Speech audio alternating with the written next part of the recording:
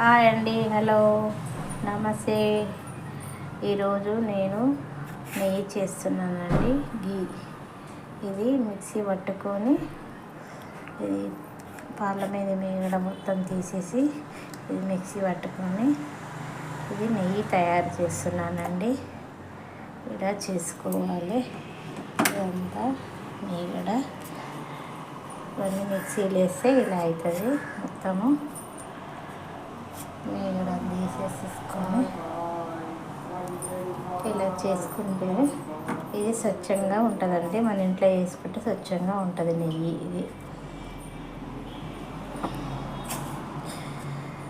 బయట కొనుక్కొచ్చుకుంటే అంత కల్తీ నెయ్యి ఉంటుందండి. కొంచెం ఓపిక వేసుకొని మన ఇంట్లో చేసుకోవాలి. ఇది 15 days నుంచి నేను పెట్టినానండి. ఇది మీగడ మొత్తము అయిపోయిందండి. స్టవ్ ఆన్ చేసుకుంటాను.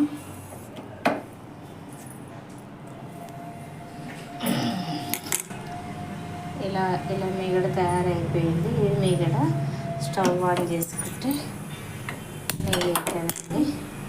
ఇలా ఆన్ చేసుకొని చిన్న మంట మీద నెయ్యి చేసుకోవాలి.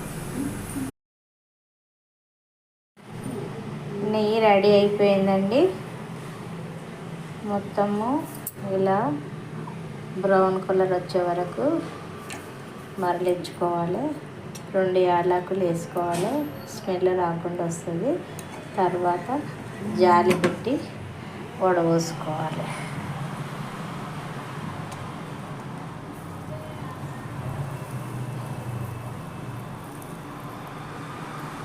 వడపోసుకుంటే అక్క చెత్త అనేది రాకుండా ఉంటుందండి. నెయ్యి రెడీ అయిపోయింది.